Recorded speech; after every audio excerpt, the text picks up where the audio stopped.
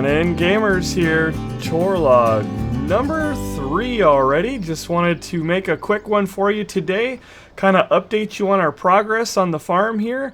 We finally got the construction projects, we'll call them, done on our farm map. We are running a whole new map. I got the edit done. It's mostly done. It's pretty done for now, other than some of the mods that we'll add in the future and some of the new scripts and things like that. But you can see that it's a lot different looking in the main yard. It's actually quite empty, and that's a good thing, because as this farm grows, we are going to have so much more room now to go ahead and put down a lot more sheds and whatever else we can put down, silage pits or anything, any kind of placeable.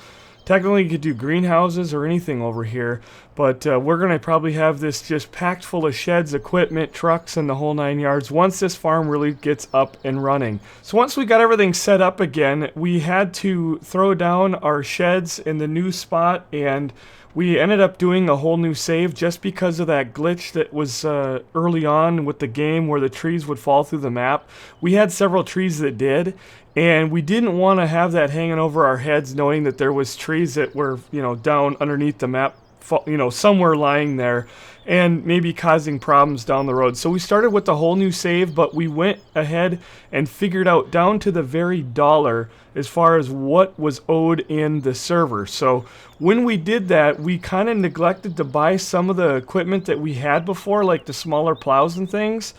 And we chose to use our money, and then of course all the stuff we had in the silo had to get sold, so we ended up with some extra cash, and we went ahead and we purchased a corn planter. We didn't have anything for corn, so now we've got something to do corn with, and we are in the corn business. So that's what we're going to be doing today, is knocking out our very first cornfield.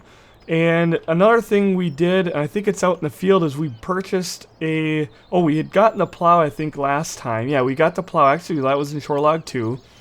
We got a cultivator. That was one of the things, so that we can do the corn.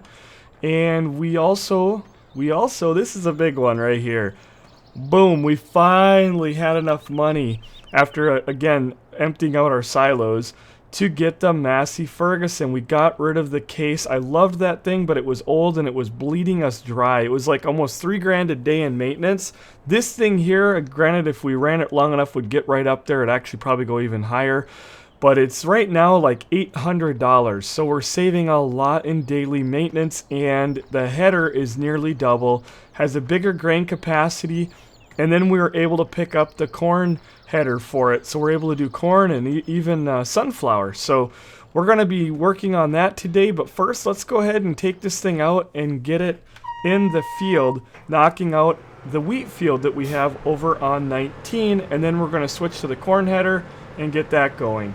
So things are finally starting to move along on Goldcrest here. It's been a grind, but we are so happy to be in the new map. The construction is over for now. And I redid a lot of the areas on the map. We went ahead and, of course, the main yard. In fact, I could probably drive. I don't know who left this thing just sitting out here in the road. I'm going to try to squeeze through here, though. That's really a heck of a place to put that. There we go. Try not to hit that. I went ahead. Of course, you can see I decorated the main yard with a lot of trees and stuff like that. I only got about 15 hours of editing on this map, so definitely a lot less than Bjarnholm, Hagenstead, and Map 1 in the previous farming editions. I spent 100 or more hours on those maps. This one here only about 15 hours. A lot of the stuff I did was just real minor fixing and cleaning up, but I widened this road and got rid of all those trees next to the barn. Really just cleaned that parking area up, as well as on this side as well. You'll notice that's a lot different. And then I leveled this all out. You can see how this is leveled out around the silos, as well as adding this parking area over here. That way we can have more sheds, we can put silage pits, whatever we want to do. I'm thinking we're going to park all of our grain trucks, all of our double semi setups over here, and we'll put some sheds down to park the semis in or something like that. But it's just an area, just another area I decided to flatten out so that when you're working around these silos, you have room. We didn't have that before. And then, of course, like I said, I flattened this whole area right around the silos. So when you go to add in the extra silos, you can put them right next to these ones and make it all look like one big unit. Before, they put all these crappy trees and it wasn't even level, and you couldn't really set them right there. And it was kind of weird because at the end of the day, you're supposed to put those placeable silos, these ones right here, you're supposed to put those right next to or close by. There's like a little radius around. You're supposed to put them real close to the original. So I don't know where they were expecting us to set them, like in front of our barn over there or off into this grass or something. It just didn't look right. So I definitely wanted to do that. So we fixed that up. And that was pretty much the extent of our fixing up things around the main yard. There's several areas of the map that I touched upon. A little bit the biogas. I added, you know, shed space for the biogas, the sheep, the pigs. In the cow yard got a big overhaul. Just in, I guess field 27 got the big overhaul. We made it where there's a big area for the greenhouses, and we'll probably get over there later on and be able to show you that. But as we're farming, like I said, you guys are going to see the different changes. I added made a few new roads, and fixed a few roads and things like that. Just really kind of cleaning up. Like I said, not a lot of hours of editing, only about 15, which is a huge drop in what I've had to do in the past. But like I said, Goldcrest Valley was a very, very good map out of the gate. I was very happy with 95% of what I seen in this map. Whereas Bjornholm, I was happy with about 75%. And like Hagenstead, I was happy with only about 40%. Hagenstead, back in Farm 13, was the one that needed so much work. And Farming 11, I did map 1, and that was more or less just to learn how to edit the map. So before people ask about the map and how they, you know, edit it and things like that, there's only one way to edit the map as far as I know, and that's Giants Editor. And I think you even have it installed on your PC when you have the game. I think the files are already in there as part of the game, but I've always just gone out to Giant's site. It's free, so download Giants Editor and make whatever changes your little heart desires. Very simple to do. Previous map editing experience is always good. You don't have to have it if you don't have any map editing experience. I've been editing maps for games for about 15 years now, so for me, back about 6 years ago with Farming 11, it took me a few hours to kind of figure out how Giants Editor worked, but it, you know, like I said, I'd edited plenty of other maps and other games, and I was able to catch on fairly quickly. If you've never edited maps, there are so many videos on YouTube explaining how the process works. And no, I'm not going to do any. People ask me all the time. I don't want GunninGamerz channel to be focused around map editing and mods. I try to really focus on the game, the gameplay, and all the fun stuff to do with games. And I've seen other people's channels, because, you know, I've gone out and had to learn a few things here and there, and I've gone to other people's channels that have dove into the map editing and all that kind of thing, and their channels just get absolutely overrun with that kind of stuff. Comments on every video, even if it has nothing to do with Farming Simulator, about map editing, and I don't want GunninGamerz channel turning into that. Some people really enjoy it. I enjoy editing maps. It's definitely fun. It's one of the things I do enjoy doing, but it's not something I like to focus on, and I don't enjoy it to the extent that I want to make a YouTube channel out of it. So we're not going to be doing any videos, but go out there and check out on YouTube. There are so many videos that people have created in the past. And Farmer Yip is one of them that comes to mind. He's made a bunch of videos years back on how to use Giants Editor. And granted, there's a lot that's changed in Giants Editor, but the basics are all still the same. And it'll definitely get you started. I'm sitting here looking, where's my straw swath there? They're picking it up right behind me. We've got a bunch of guys working on the server today. We had 3 or 4 of them in here working and trying to get all these chores done. Since we've got the new map in here, we've just been hammering on trying to get things up and running, because with the vanilla map in here, we were not getting a lot of chores done. We knew we were going to be swapping the map out, so there was like a week or maybe almost 2 weeks there that we weren't really doing a lot, and it's kind of set us back. So we're trying to get caught up now, and today we'll definitely work on a few things. We'll keep this video short and sweet, and try to get another one out to you within the next week. I'm gonna really try to shoot. I don't want to set any goals and expectations, but I'd like to try to get a farming chore log out about every week. Would be great. And there might be some weeks that we don't, or even a couple weeks that we don't, or something like that. But I really want to try, especially for the first, you know, little bit here, to try to get something out every week or so, because there's a lot of things changing on this farm. You know, every day there's something else we're purchasing and doing, and keeping everything realistic, playing in hard mode. I got people all the time leaving comments about, hey, you know, you can just cheat in money and get all this stuff you're trying to do, and it's like, holy crap, I don't know what they're thinking. I don't play that way, but you know, if you do, that's great. I can tell you though that unfortunately I've never had to learn this the hard way, not in farming but in other games back in the day, but when you cheat in money and you get all yourself the big stuff from day one, you're gonna burn yourself out of the game very quickly.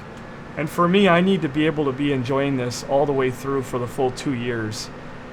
And so we are not in any hurry to get anywhere into the big equipment right away. We really want to do things realistic, and we're running things as hardcore as we can.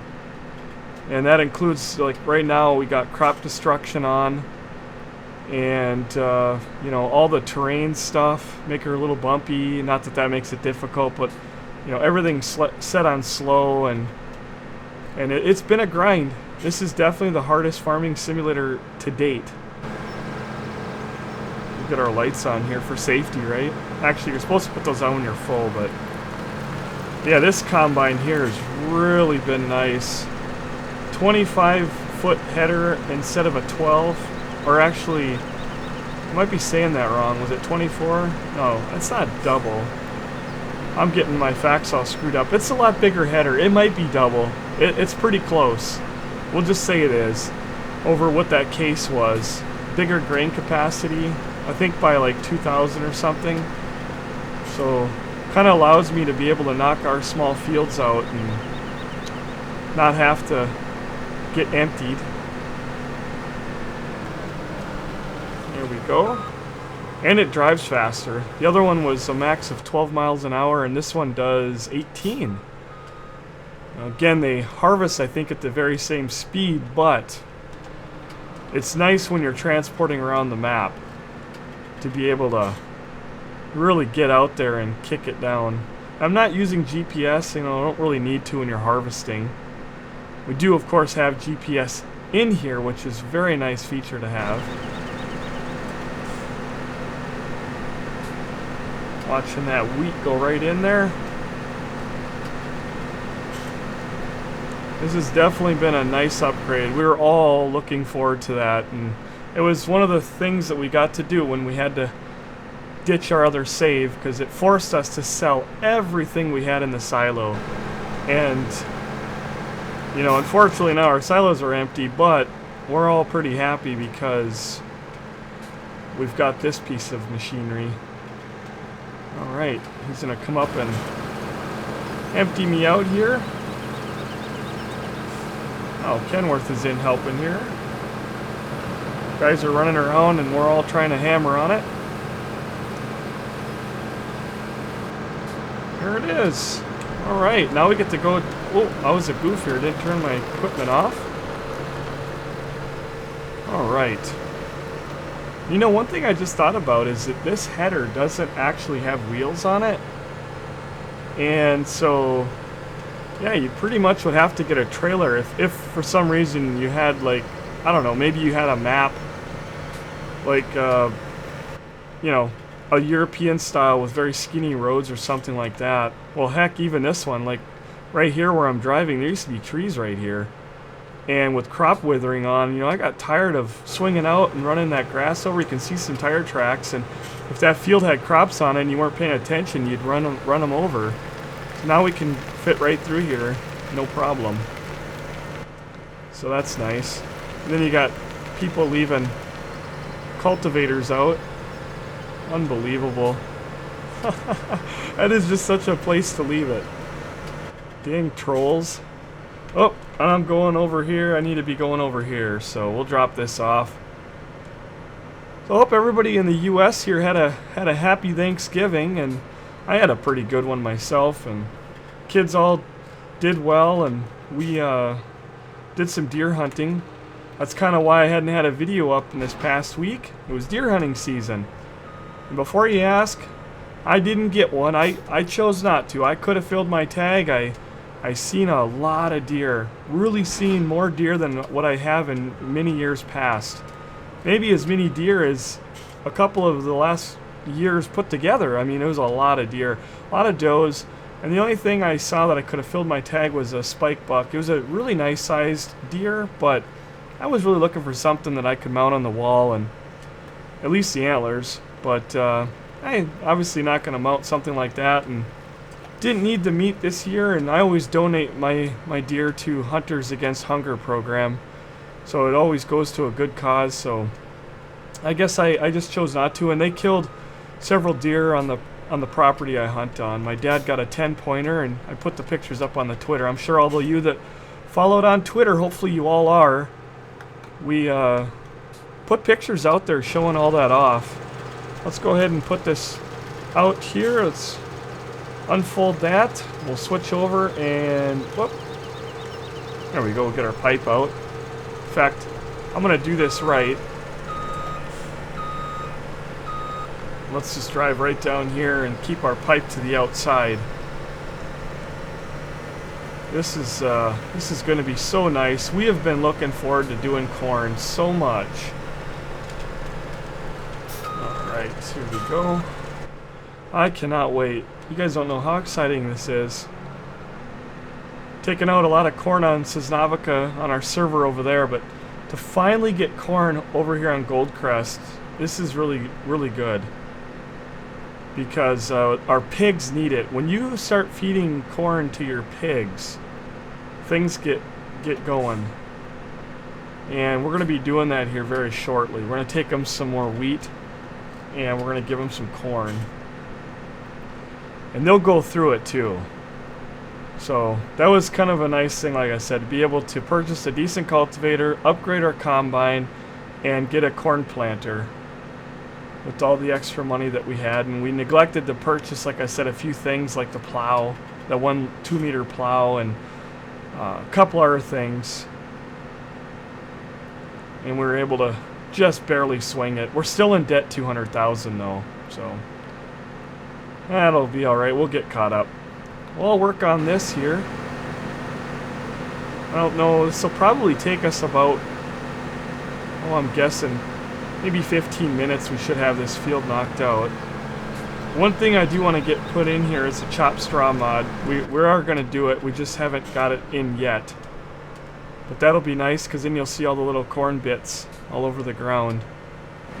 Might as well go ahead and unload the little teeny bit that we got here. There we go.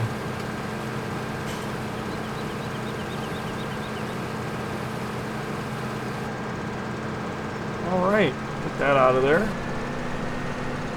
I'm thinking there must be wheat in the other one there. It's got that covered up, which we'll leave in there and we'll go feed the animals. Well, you can really see this thing bouncing around here.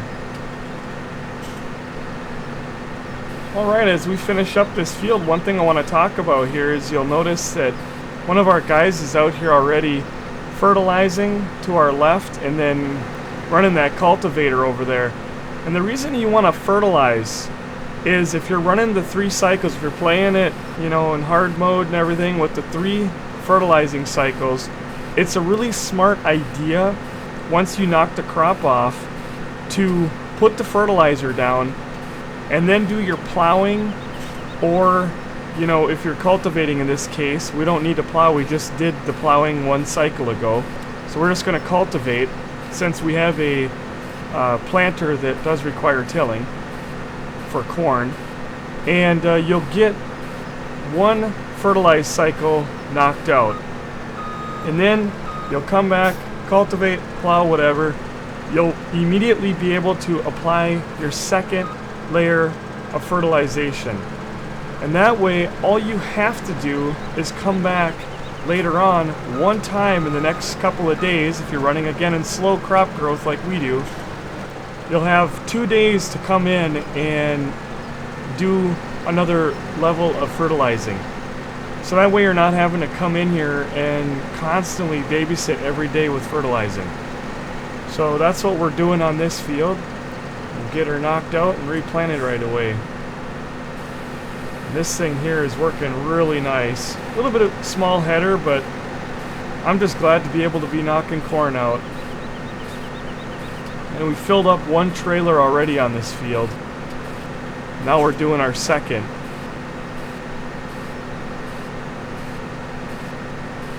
He's actually going at a pretty good speed there.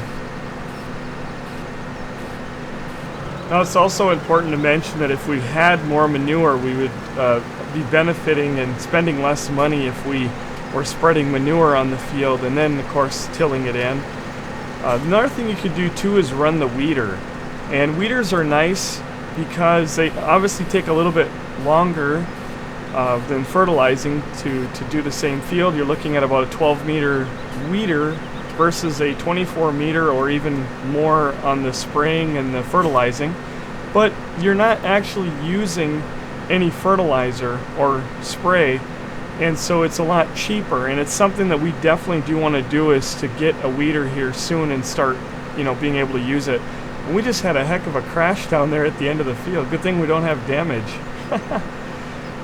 But this is our last little pass here, and it looks like his trailer got full. We're going to go ahead and get this last little bit out, and then we'll be able to get out of the way, and he'll be able to finish putting down a little bit more fertilizer. That'll be the end of our harvesting for today. Now we've got to take some of this corn and some of that wheat that we just took out and head over to the pigs and get them all fed. Alright, we'll just let that sit right there, because when we come back we'll have to empty that out. But let's shut that off so we keep the hours down on it. And this guy here is definitely going to be working pretty hard to pull this. It struggles a bit, but it does get the job done, and at the end of the day, our other two tractors are tied up. So the next thing we're going to be purchasing is a field. We need another field. We've got our equipment upgraded a little bit, so we need another field. Fields are what you make money on. And then the next thing after that we've decided is either buying or leasing a bigger tractor. Preferably buying, but we may have to lease. We're going to get that bigger tractor going, and then I guess after that we've talked about a few different things, but I think a mixing wagon is in there, and that way we can get our cows fed properly. And then I guess a bigger plow. Plowing is something you don't have to do every, 2 weeks or so. We have to. We got everything running real time.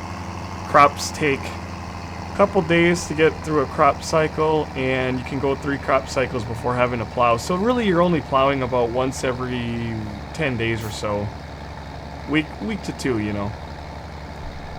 Alright, we'll check for trains. I don't see any coming today. Hopefully we'll get climbed up this hill. I didn't go the other way. I could have went the other way to get to these pigs, but that hill will kill this tractor.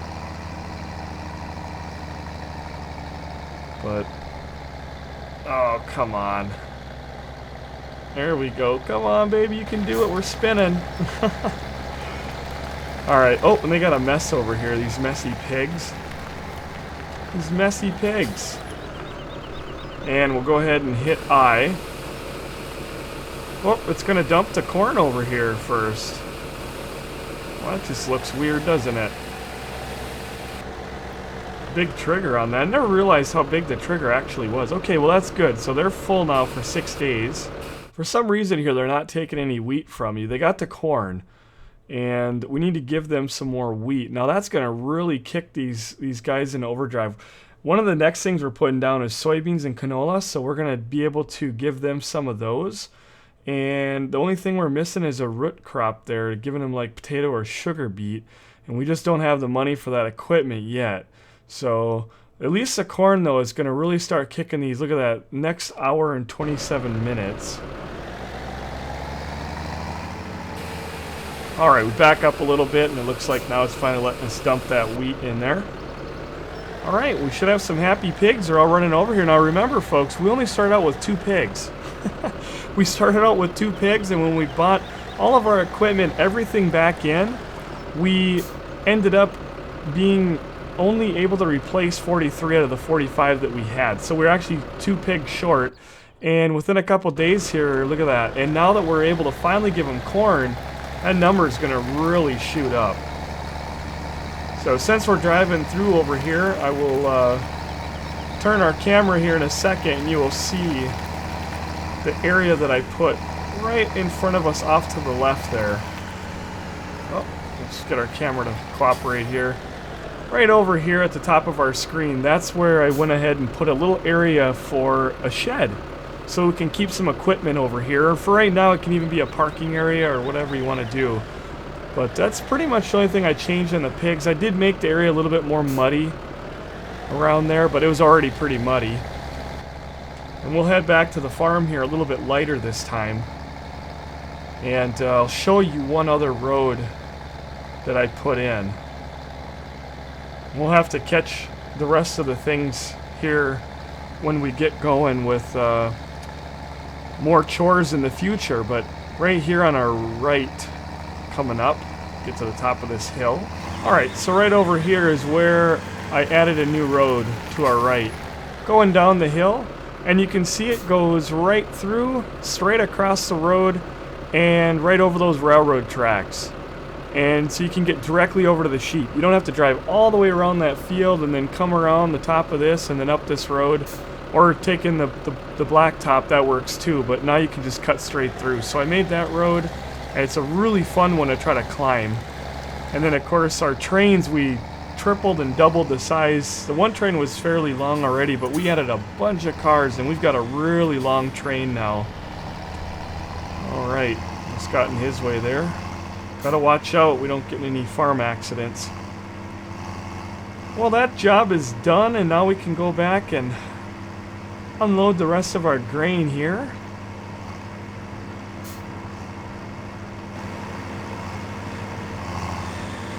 Or I should say corn, because it is corn, not grain. I'm so used to saying grain because that's all we've had up to this point. So that was our first little corn harvest, and I think he dumped a trailer in there, so we've got a little bit of corn next time for those pigs. And of course, if there's a sale, I told the guys if there's a sale, we'll sell. But you do have to watch out in here, because I say a sale, I mean a good price. The high demands in Farm 17 are not always the best price. You really have to watch the prices you're getting. So the way that these prices kind of work in a nutshell is, I think the blue there, that means we've got a high demand, and it actually right now does seem to be the best price on like sunflower in this case. But we've seen that there's actually been times where there's been a high demand and there's been another place actually still paying more.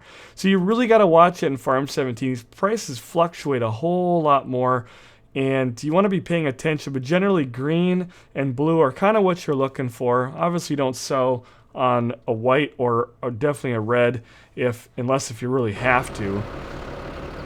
But you don't get as jumpy in this one when you see a high demand. I do look at them because sometimes, you know, you're like, well, I do need to get rid of some things. I need to get some cash, and it's good to take advantage of that so-called demand.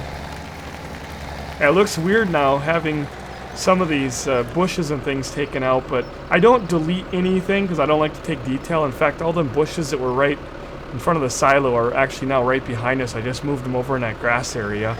But it looks kind of weird with all these empty spaces, but we are only 1 month into a 2-year process on this map, so we've got plenty of room now to really grow our farm. And let's go ahead and put this back in the yard. I'll probably park this up over here. We haven't really come up with an area yet to park all of our trailers and things. Eventually I'd like to get everything under a shed. But we're kind of broke right now, so parking it outside works pretty good too. We'll leave that right there, and then this guy can go back in the shed. I'm not using track IR today, I just didn't get it turned on, and then I got in here and kind of don't always feel like using it every day. It still needs to be optimized a little bit for Farming Simulator. I don't like that I can't pause. If I wanted to pause my view and keep it there without having my head turned, in Farming Sim it doesn't work. I'm kind of waiting for that to be hopefully patched up and act more like it does in Trucking Simulator or in Flight Sim. And we'll go ahead and put this guy away here. Love the way that thing sounds when you start it up. And we'll get our pipe in. We should be able to pack that thing all up. Now the header, I'm probably just gonna not even bother folding it up. We've got plenty of room in the yard, and there's not really a big reason to do that right now. I'll drop that down there. Whoop. I guess I'll push it forward and back her up in there. Now this thing is kind of funny. We didn't think it was going to fit. We're like, man, by the time we get up to the bigger case and the bigger New Holland, we're going to have to get another shed. This is a smaller shed, but it does fit in there. Not with the headers though. The other one, the case, would fit in here with the header and all. So we'll probably end up having to get some bigger sheds here. And I'll kind of give you guys an idea what I was talking about a minute ago with the trains. There you can kind of see back on the bridge is the back of the train now. And it's very easy. You can add on as many. I could have 20 log trailers if I wanted. I could put 10 grain carts. I mean, I could make the darn thing go all the way around the map. I could also put 2 locomotives. I mean, it is possible. Again, you do all this right there in your files.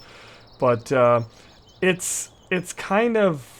I'm not sure. I'm probably going to try it and put the 2 locomotives. I'm sure it works, but I don't know how that would work if you're a multiplayer and one person was in one locomotive and one was in the other, and you were you know, going opposite, if it would just sit still or how that would work. And honestly, this thing seems to go backwards and forwards just as good as it did with half the amount of cars, but I think it looks a whole lot more realistic now.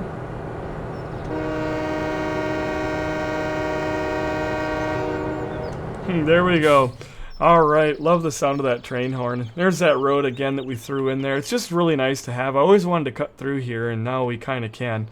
And since we're over here, I guess I'll show you the sheep real quick. Next time we'll have to get to the cows, and this is how the sheep worked out. I went ahead and leveled out the little goofy area of trees that they'd put over here, and had to kind of rescale this building to be able to fit it in here properly, but we got her all in there, and now we got a place to dump grass or whatever we need to put over here for the sheep. And there's our first wool pallet. I love the way wool pallets look in this game.